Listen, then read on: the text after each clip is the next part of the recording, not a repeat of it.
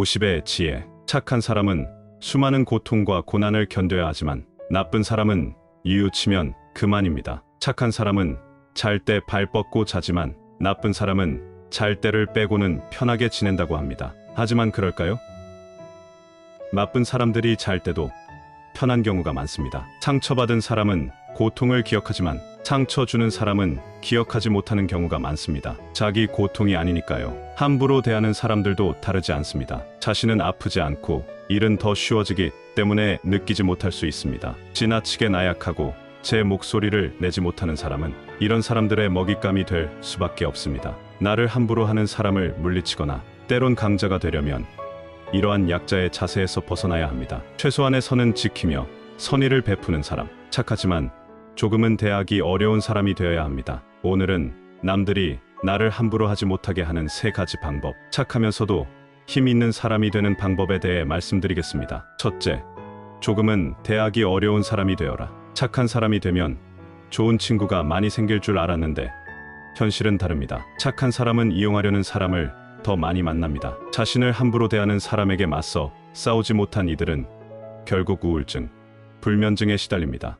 인간관계에서 재앙이나 다름없는 문제를 계속 겪는 까닭은 경계 없이 착하기 때문입니다. 상대가 함부로 대하는 원인이 처음에는 상대에게 있을지 모르지만 계속 함부로 대한다면 그 원인은 오히려 내게 있을 수 있습니다. 거부 의사를 표시하지 않거나 상대 마음에 들려고 노력하면 상대는 여기서 힘을 얻어 더 마음대로 휘두르게 됩니다. 함부로 대해도 자기에게 피해가 오지 않는다는 것을 알게 되었기 때문입니다. 물론 그래도 잘 지내고 싶어서 받아치기보다 참으면서 노력하기도 합니다. 하지만 계속 노력해도 별다른 성과가 없다면 빨리 태도를 바꾸는 것이 좋습니다. 너무 멀리 갔다간 되돌릴 때 저항이 커져 되돌릴 수 없는 상황을 맞게 될 수 있습니다. 하지만 이런 태도를 권하고 싶지 않습니다. 차라리 처음부터 확실한 모습을 보이는 것이 좋은 상대를 고르는 데도 좋고 함부로 하는 사람을 막는 데도 좋습니다. 그래서 즉시 강경하게 대응하며 정의로운 방식으로 반격을 가해야 합니다.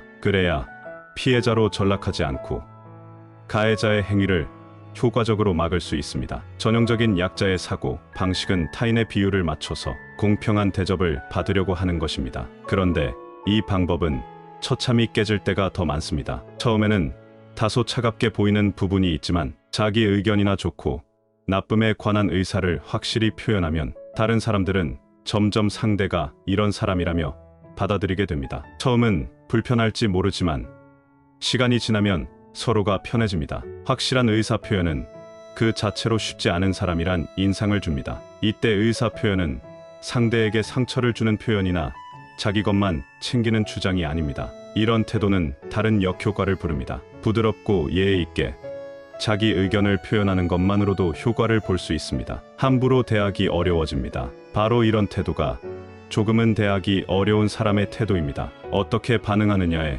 따라 함부로 해도 괜찮은 사람이 될 수도 안 될 수도 있습니다. 앞서 말씀드린 것처럼 자기 의견을 확실히 표현하는 태도가 도움됩니다. 이때 상대가 무례하게 말한다면 얼굴을 붉히면서 화내기보다 담담하게 그게 무슨 뜻이죠? 라고 말하면서 상대의 말에 의미를 질문하면 상대의 행동을 어느 정도 막을 수 있습니다. 가만히 있는 사람이 아니라는 인상을 주기 때문입니다. 이때 조금은 대하기 어려운 사람이 되는데 도움이 되는 다른 방법을 말씀드리면 다음과 같습니다. 말수를 줄이면 쉽게 보지 못하는 경향이 있습니다. 상대의 말에 바로 반응하지 않고 한 템포 느리게 하면 카리스마가 느껴집니다. 거리를 두고 사적인 이야기를 하지 않는 것도 좋습니다. 일단 선을 긋는 자체가 가까이 하지 않겠다는 의사를 보여주기 때문에 대하기 어려운 사람으로 보이는 데 도움이 됩니다. 상대에게 먼저 요구하기도 하고 상대 요구에 역제안을 할 줄 아는 것도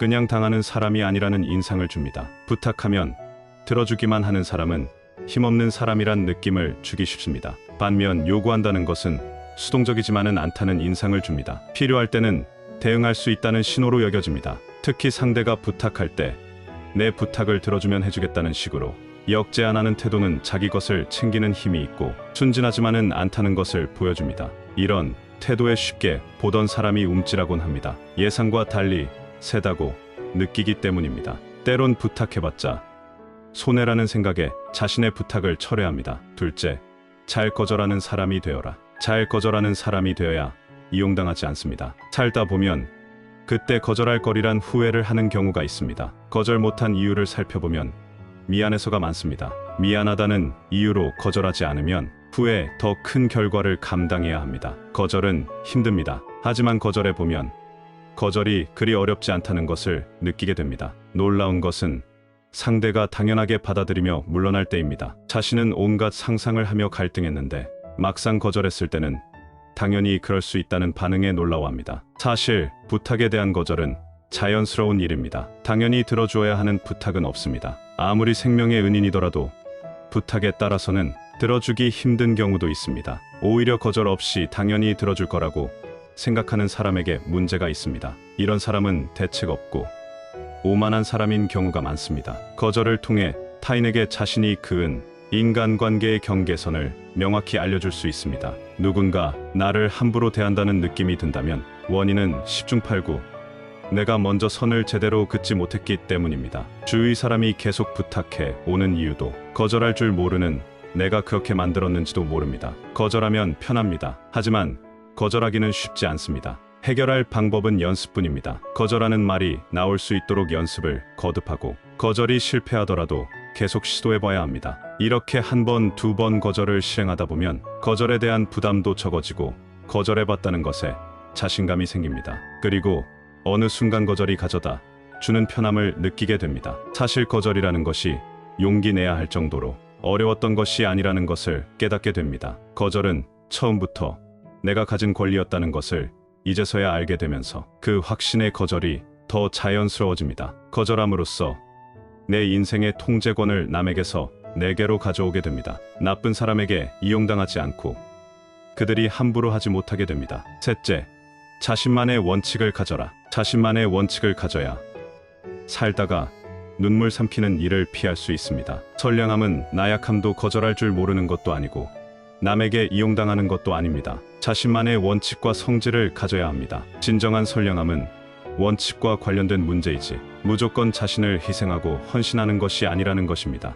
원칙은 행동에 힘을 실어줍니다. 특히 갈등이 일어날 때 빨리 안정시켜주는 효과가 있습니다. 사람들은 원칙 있는 사람을 쉽게 보지 않습니다. 원칙이 있으면 다른 사람들도 상대 의사는 물론 그 사람을 존중하게 됩니다. 그렇다면 남들이 나를 함부로 하지 못하게 하고 싶을 때 유용하게 사용할 수 있는 원칙에는 어떤 것이 있을까요? 첫 번째, 사람과 사람 사이의 상호 의존은 평등한 교환이 전제되어야 한다. 두 번째, 선량함을 말하고 싶다면 먼저 공평함부터 따져야 한다. 세 번째, 감사할 줄 모르는 사람에게 당신의 선량함을 무기로 던져주지 마라. 남에게 밉보이지 않으려 전전긍긍할수록 오히려 미움을 사기 쉽습니다. 내가 바라는 것을 제대로 표현하지 않으면 갈수록 내게 요구하는 사람들이 많아집니다. 자기 팔자, 자기가 온다라는 말이 있습니다. 인생의 큰일 앞에서조차 최소한의 선도 원칙도 지키지 못하는 사람은 평생 고생할 수밖에 없습니다. 함부로 대하는 사람을 물리칠 때도 마찬가지입니다. 원칙을 세우고 대처해야 자신도 지키고 힘도 제대로 발휘할 수 있습니다. 먼저 그동안 착함과 선량함에 대해 어떻게 생각해 왔는지 점검해 볼 필요가 있습니다. 이 지점이 마음을 잡아줄 원칙을 세우는 지점입니다. 다음으로 함부로 대하는 사람들과 나 자신의 심리와 행동을 분석해 앞으로 어떻게 행동할지 구체적으로 계획을 세웁니다. 그리고 실행합니다. 과거 거절을 못 해왔었다면 연습을 반복합니다. 전문가가 권하듯 글로 써보거나 혼잣말이나 거울을 보며 숙달합니다. 전문가 도움이나 워크숍 참석도 좋습니다. 거절 한마디 하는 것에 그렇게 야단법석을 떠냐고 하실 수도 있습니다. 그만큼 거절을 말한다는 것이 쉽지 않습니다. 함부로 대하는 사람에게 대처하는 말을 연습할 때도 같은 방법으로 연습하고 시도하다 보면 어느새 의식적으로 하지 않아도 자연스럽게 자기 주장을 하게 됩니다. 그러면 부드러운 동시에 힘 있는 사람, 착하면서도 원칙이 있는 좋은 사람이 됩니다. 오늘도 행복한 하루 보내시길 바랍니다.